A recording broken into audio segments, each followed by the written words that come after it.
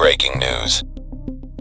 I know where she is. I know who she's with. A Pima County deputy is now behind bars. The charges against him include kidnapping and misconduct while on duty. This is 22-year-old Travis Reynolds appearing at his initial hearing after being arrested on March 19th. Reynolds is accused of requesting sex from a woman in his custody after transporting her to the Pima County jail. He also showed that same woman explicit videos and told her that if she engaged in sexual activity with him, he would help her case. The victim also says Reynolds told her she needed to lift up her shirt if she wanted to exit the vehicle she was transported in. She says it felt unreal and awful. At the court hearing, the prosecutor in the case expressed concern that because of Reynolds' position, this woman may not be Reynolds' first victim. The victim in this case is very afraid of this defendant because of that power position, saying he had all the power dynamics and that he might retaliate against her. Reynolds is set to appear back in court in early April. Meantime, he's being held on a $200,000 bond and has been fired from the Pima County Sheriff's Department.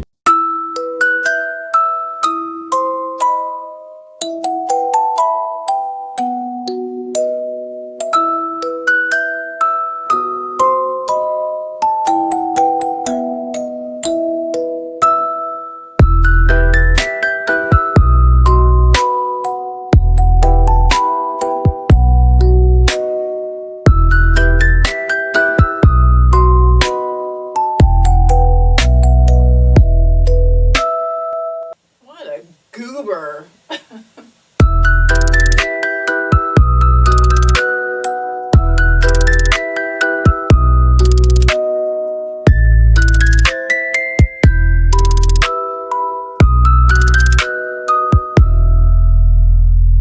Hello, my friends. So a few weeks ago, I actually did an investigation into the Sherrif of Pima County, Chris Nanos, because I don't like him. And I felt like he was messing up the whole entire investigation. Well, it turns out I'm not wrong. The Sherrif of Pima County came from El Paso 42 years ago when he worked for the police department in El Paso. He worked there for 5 years and with 8 suspensions had a total of 37 days of suspension. Let's just add that up. That's 888 hours of suspension within 8 suspensions within 5 years. Let's put that into perspective. So recently I've been doing some investigating into the Orange County jail and some incidents that have happened there. For some pretty egregious acts that had been carried out within the jail, the most that I'd seen amongst the deputies there was like 15 hours of suspension. Like sometimes it's just like overnight. We're talking 888 hours of suspension for 8 suspensions, which doesn't make any sense to me now that I'm saying it out loud, within 5 years. He was suspended 8 times, and some of them we don't even know what it was for. Some of it's like abusive language, tardy, shot fired, brutality. That's troubling. He used his flashlight to bludgeon a handcuffed suspect. He's subdued. He's handcuffed, right? And he beat the guy so severely that about the head and neck that he went into the ICU, and it precipitated a civil lawsuit against the police department. He was initially suspended indefinitely. And then once things got sort of adjudicated, he was allowed to come back. Insubordination and consistent inefficiency, which is one of my new favorite phrases.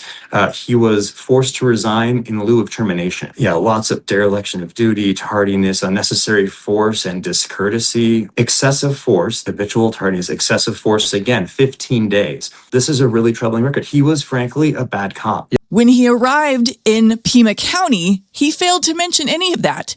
If they had known about any of this, they never would have hired him. Dr. Hines is a member of the Board of Supervisors for Pima County, which they just had a meeting a couple of days ago, and there were several people that came up to the podium complaining about Sherrif Nanos. To put that into perspective, when I was in California and I didn't have cable, so I was watching, regular bunny ears, rabbit ear channels, and one of the channels would get the LA County Board of Supervisors meeting, which in Los Angeles is a huge meeting. There's a ton of board of supervisors there, and anyone is allowed to come up and you get 1 minute to speak on anything. And I used to watch it every week because it was hilarious. And a lot of the same people would be speaking about something every week because all you have to do is walk in and put your name on the sign-in sheet and you get 1 minute to rant about anything that you want to the board of supervisors for Los Angeles County. And it was hilarious. Not one time in all of those board of supervisor meetings did I ever hear anyone ever complain about the police, ever complain about a sheriff. Never. Not in one meeting. So for this one particular meeting to have several people come up and give strongly worded opinions about how they feel about Sheriff Nanos is really telling. Sheriff Nanos is currently in the process of being recalled. As a person helping to collect signatures, the mere mention of his name gets the clipboard snatched out of my hands, followed by, "Give me that, this guy has got to go." Most petition signers only know of Sheriff Nanos from the embarrassing reports on national news, excoriating him nightly for a pattern of amateurish missteps in the gruesome disappearance of Pima County resident Nancy Guthrie. This does not bode well for the leading law enforcement officer in Pima County or the people who gave him that job. The sheriff's well-documented history with the El Paso Police Department should have never granted him employment in the Pima County correctional system, much less the climb to sheriff. The signs were there if anyone bothered to look. For example, there is a record of disciplinary action, including a multiple-day suspension for police brutality. As many know, a reporter recently uncovered the long-hidden, terrible record of Sherrif Chris Nanos from his time as an El Paso police officer. This includes purportedly beating a handcuffed suspect in the head with a flashlight, for which he was suspended and nearly indicted. This record, if properly disclosed, would have likely prevented him from being hired or from becoming a peace officer in the state of Arizona. For over 40 years, this has been concealed from the department and the voters of Pima County. Because of this scandal, our organization, the largest union of deputies in Pima County, has taken a vote. We asked our members a clear question: confidence in Sheriff Nanos to continue in office, or no confidence, and a call for his resignation. The verdict was unanimous: no confidence.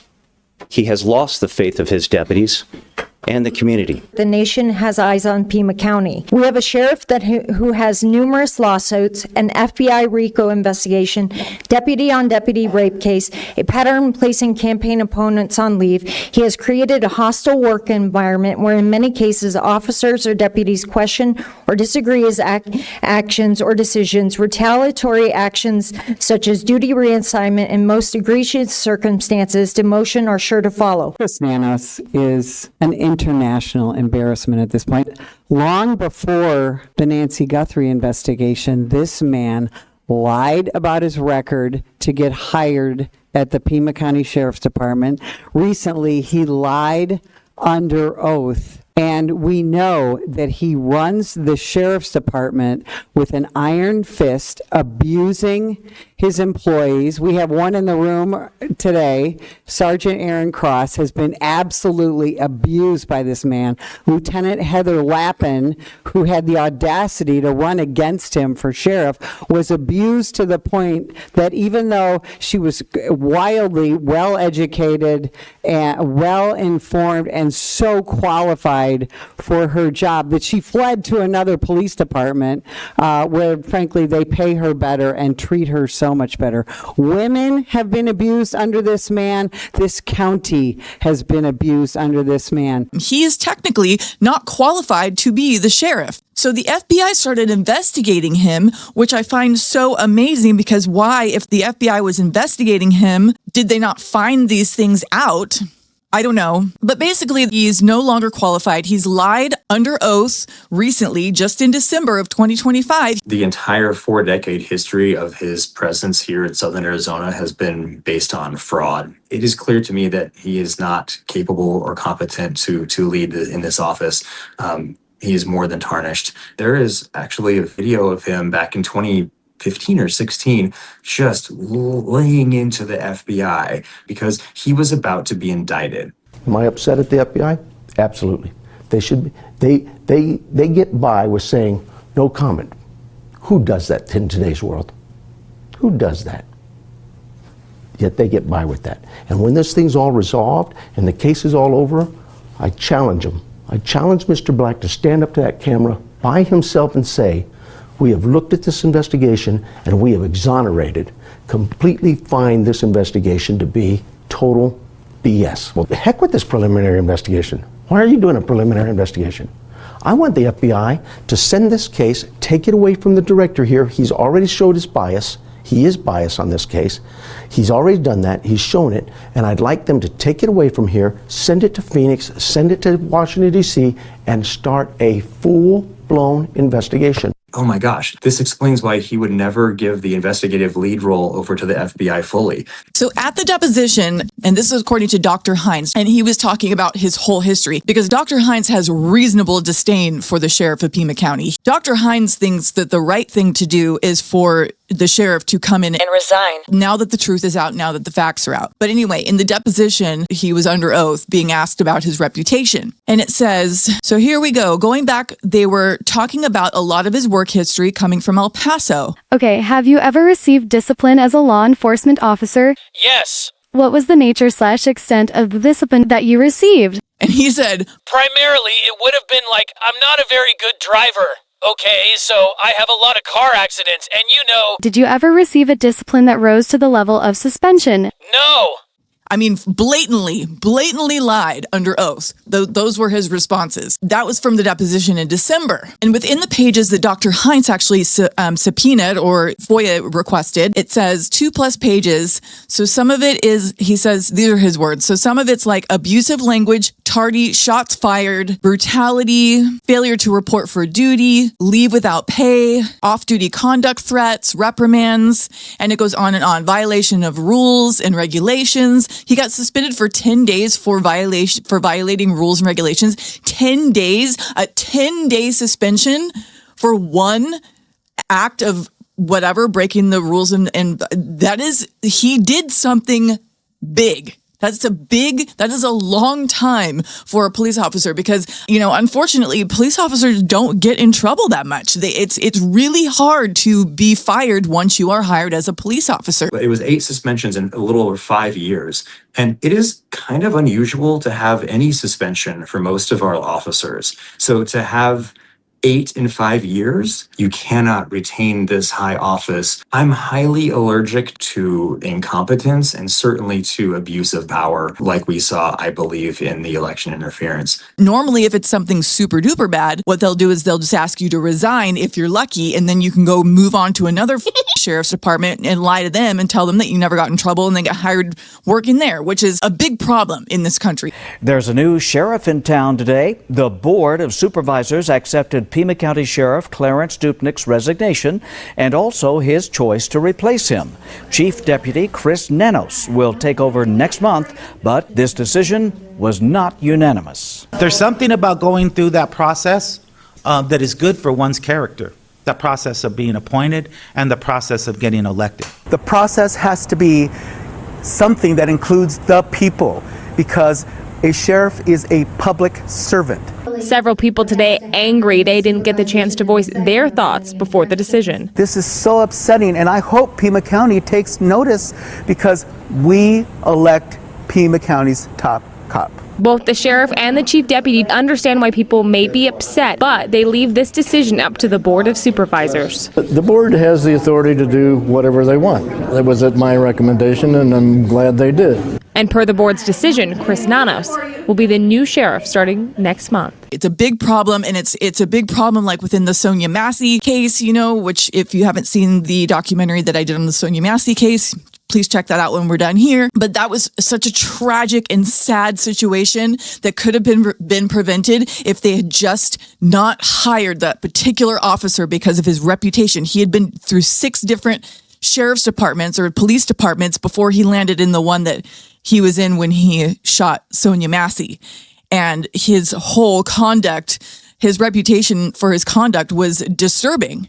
And, you know, it's like they don't want to see it, or I don't know, because apparently it's very difficult to get a job as a police officer or a sheriff nowadays. They do extensive background checks, but it doesn't sound like they actually do. So all of that being said, since the FBI have investigated the sheriff in the past, It's exactly the reason why the Nancy Guthrie case turned into a nightmare when it first started, because Sherrif Nanos, and this is according to his former boss, Rick Gastigar, he was his boss for 40 years. According to Richard Gastigar Jr., who retired in 2023, but was actually Chris Nanos' boss for 40 years in Pima County, he didn't notice any of that behavior for 40 years. It wasn't until Chris Nanos got hired as the sheriff that he started noticing, and then he became his boss, that he started noticing his behavior. And he said the very first thing that he ever said was, I'm going to micromanage the shit out of you. He's told the Daily Mail that Chris Nanos is a quintessential micromanager who is not effective. And he believes he's the reason why the Nancy Guthrie case has gone to shit. It was mishandled from the beginning. He was not going to let the FBI take over. How do you think this is working with the FBI and sheriff, the coordination, the leadership? How is it viewed inside from your contacts? Beginning when the sheriff did give his press conferences, the way he gave these press conferences was startling. It was unprofessional. He seemed to be out of his depth, quite honestly. He gave information and he walked back information and he said this, he said that. Clearly under his leadership, the scene was not secured properly. We are now understanding that the FBI wasn't called in until several days later, that the scene itself was compromised. This is bad leadership. And I can tell you this, that I've got pretty good sources in the area when it comes down to how this sheriff is viewed. And he is viewed as a vindictive sheriff, that he has in actuality gotten rid of some of his most experienced people, including on the homicide team. He got rid of his most experienced because he had disciplinary problems or personal problems with them. Same thing with the pilot of the airplane that needed to be up immediately in the search and rescue. He got rid of the pilot and assigned him back to another assignment. He was their pilot. And in all reality, he is not viewed as an effective leader. He's viewed as a vindictive leader. And we're seeing that, I believe, because he hasn't given a press conference since all of the criticism that arose from his other press conferences. And this is bad leadership. The people have a right to have some transparency. Yes. Of course, you don't want to give up the leads or anything, but the people have a right to have some confidence in the law enforcement area here. And Dr. Hines was saying, well, Chris Nanos is being like, well, I sent the DNA testing off to Florida because, we only have limited resources here, which is a bunch of malarkey. They have tons of money available to do investigations. But Dr. Hines was like, yeah, because that's why we let the FBI handle it. Because if you let the FBI handle it and they take it to their people, it's free. This explains why he was trying to say to the press why he was sending stuff out for testing to some third-party lab that the county has to pay for. And when asked by one of the media members, like, well, why would you not use the FBI? He said it was less expensive, but if the FBI is involved in an investigation, it's free. So he's just causing problems, and he's a crackhead. I think he's a crackhead. I mean, he's got issues. He needs to retire. He needs to give up. And according to Dr. Hines, I guess if he doesn't report back, there's some legality thing going on with because the deposition and all of this and all the investigations now, like everything's really honed in on Chris Nanos, that if he doesn't go and report within the 10 mandated days that he has, then he will be brought to trial and then it will all go to court. And they're like, hopefully he does the right thing and just retires or resigns so that it doesn't have to go that far, but they will take it as far as they can. Why isn't the board doing something? We have very limited authority. We're not the Congress. But if he chooses not to respond to one of our questions about some of the duties of his office, then there is a provision in statute, territorial era statute, that would allow us to vacate the office after 10 days of lack of responsiveness. I believe he's disqualified himself from retaining this position. He really should just hang it up. He's a very proud and stubborn man. Dr. Hines says that as board supervisors, they don't have the power to just fire him. So it's Chris Nanos is taking advantage of that. Now, all of that being said, I have a theory. It's not going to like blow the, case wide open or anything like that, but I want to just tell you what I think happened. First, I started thinking that it was just, like a decoy. I started thinking that the dude at the front door at Nancy Guthrie's house was just like something that the FBI did just to have something to show the public, okay? But now that we've heard Savannah Guthrie interview that she did with Hoda, it was so sad. It is surreal that we are having to make a video speaking to a kidnapper who took an 84-year-old woman in the dead of night in her pajamas with no shoes. How does she know she was in her pajamas with no shoes? And in a minute, she says something about them hovering over her while she was in her bed. I just think it's weird that she keeps saying that because, like, how do they know? Is she just saying that because she assumes it? What if mom stays up, late at night watching reruns of Wheel of Fortune and Jeopardy that she has recorded on her DVR? You never know. When the Ring camera video surfaced and you could see who that person was, just tell me what you thought when you saw those images. It's just totally terrifying. And I can't imagine that is who she saw standing over her bed. So there was no wander off. And the doors were propped open. And the Ring camera had been yanked off. Again, I've never seen any footage that shows the Nest doorbell camera yanked off. As a matter of fact, there's pictures of it intact. Did you guys talk about what possibly could have happened? What went down? My brother, he spent his career in the military and worked in intelligence and is a fighter pilot and is brilliant. And he said, I think she's been kidnapped for ransom. And I said, what?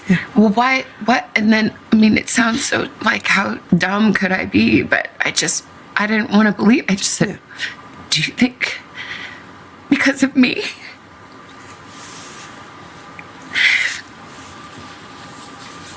And he said, I'm sorry, sweetie, but yeah, maybe.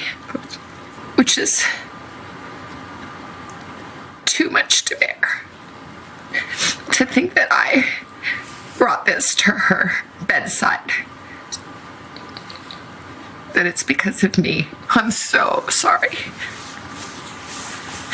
I'm sorry to my sister and my brother and my kids and my nephew and Tommy.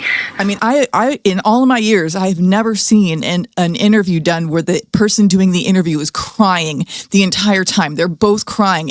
It was just really heartbreaking. But in that interview, she tells Hoda some more details about what happened about the case that we didn't know. For instance, I guess the back doors were wide open when they got there, okay?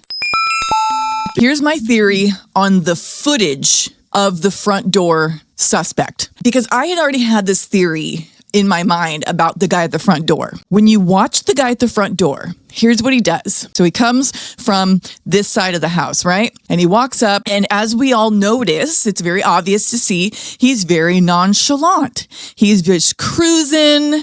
He doesn't look like he's on a mission. He doesn't look like he's there to do business. He's just cruising, right? And everyone's like, well, he's just so nonchalant about it and everything. Here's the deal. I worked for Amazon for 5 years. I believe that this person has been to her house. Here's why. As a person who delivered packages for Amazon for 5 years, it is almost impossible when you go to a person's house whom, let's just say you've never been there before. Okay, so let's just say that guy had never been there before. For you to backwards, because when he goes back to get the foliage, right? And he picks it up, he looks that way, and then he steps back like this up onto the porch without looking. If you've never been to a place, you aren't stepping backwards onto their porch without looking. You're not. You're just not. And I'm telling you that as a 5-year Amazon delivery driver, you're not doing it. And I've always told people that when you're going up to someone's front porch, it's obviously you're seeing where you're going. You can be very quick. But when you turn around and you go to walk away from their front door, I don't care that you just watched how many steps you walked up. Make sure the first thing you do when you turn around and you go to take your first step after you've dropped your packages off, You look before you step, because you don't know how many times I almost ate shit and you'd be like, well, you just walked up those stairs. How could you forget? Because you're in such a rush and you're so busy. You don't think about it, but you don't know how many times I've turned around and just stepped without looking and almost completely eaten shit by stepping like off a whole bunch of steps. So I learned after almost falling down a couple of times, like you look and then you step, because you've never been there before. You don't have a natural reflex to step up a certain amount of steps because it's the first time you've ever been there. So the fact that the person picks up the foliage, looks that way, and then steps onto the patio without looking says something. It tells me that that person has been there before. Next, when the person, and he's kind of like looking toward the corner. He's kind of like looking toward, is it a corner? Is the whole thing enclosed right there? I can't remember. But anyway, there's the door. And then I guess there's like little windows on the side, right? So he's walking up and he's not looking at the door. He's just kind of looking like this, right? Then what does he do? He puts his hand up like he's going to knock on the front door very quickly. He goes from this cruising to I'm going to knock on the door. Oh, there's a camera. Oops. Okay. Well, maybe I should go get some foliage or something to cover it up. Still not that big of a deal. Grab this, pick it up, bring it over, do. Almost kind of looks like maybe he's ringing the doorbell, or it's not that big of a deal, right? He's just sort of putting he's just doing this deal. Okay. Now, all of that being said, all those things that I mentioned are very specific. Why? I believe the person was not the main perpetrator. I believe that person on the front door in the Nest video camera footage that we've all seen and we've all overanalyzed the eyes and everything was just the person looking out for the front. He was just the front door lookout guy. Because when he comes up, he's just kind of cruising, almost like he's listening to what's going on inside. Do you feel me? He's just kind of coming up, flashing his little light in his mouth. Maybe it's just a tick. I don't know. Then he goes to knock. And I think what he's doing is he's letting the guys that are inside who are doing the actual kidnapping or whatever, he's letting them know, I'm here. It's all good out here. There's no one out here, because he goes from what person who's going to commit a crime walks up to the front door all casually and then just knocks on the door, like knocking on the door. Hi, I'm here to kidnap you. You know, that's not going to happen. Now, the blood on the front porch, I don't know what that is. I don't know if that was staged or what, because originally, because of the way that the blood is and because the professionals had said that blood looks like it's been like expelled, like they sneezed it out or coughed it out. I was just picturing the front door opening and then someone like pistol whipping her and then she coughed like that. That was my original theory. But now I'm thinking that I don't even know if the front door was ever opened unless they were just letting that guy in. Also, he didn't have a ring on. I used to wear those same exact gloves when I would work on cars back in California. He has 2 pairs of gloves on. They're just these like nitrile gloves. They're really good gloves, but they're not shiny. They're like almost like a matte finish. There's almost a little bit of a texture on them. And I believe, knowing those gloves very well, I've worn those gloves a million times. He has 2 pairs of those gloves on. That's all it is. He doesn't have a ring on. But that's my theory. That's why he was so nonchalant. That's why he was just cruising. That's why he was going to knock. He was just the guy that was looking out the front to make sure everything was all good, that no one was out there, that everything was clear. So there were probably, I would say, this is my personal theory. Everything that I say before this, everything I've said after this is all elected. That there are 3 people at least. I believe there are at least 3 people involved.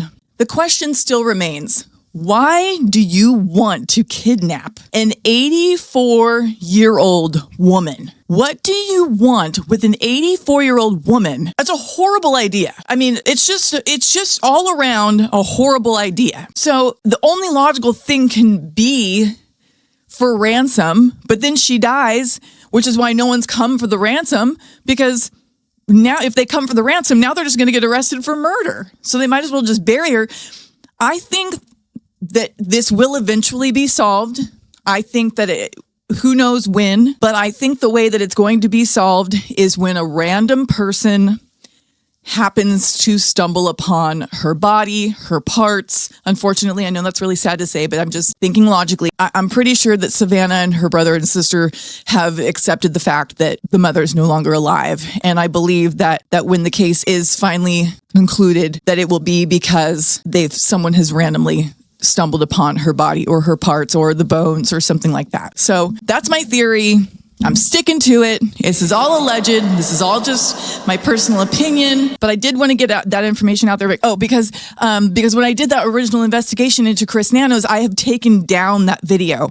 Because in the video, I was really honing in on one of Savannah Guthrie's exes as a potential suspect. And I wouldn't want a video out there floating around saying that someone thought that I was a potential suspect in something that I'm not in a big high-profile case. So I took it down because I felt bad. If you want to see the Sonia Massey video that I did, I will have it linked somewhere on the screen at the end of this video, hopefully. And other than that, it's a sad situation. Do you think this case is going to be solved? Do you think Nancy's still alive? Unfortunately, I don't think she is. But let's pick it up in the comment section.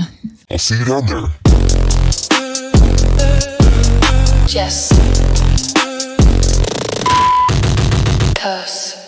Will he come to the show?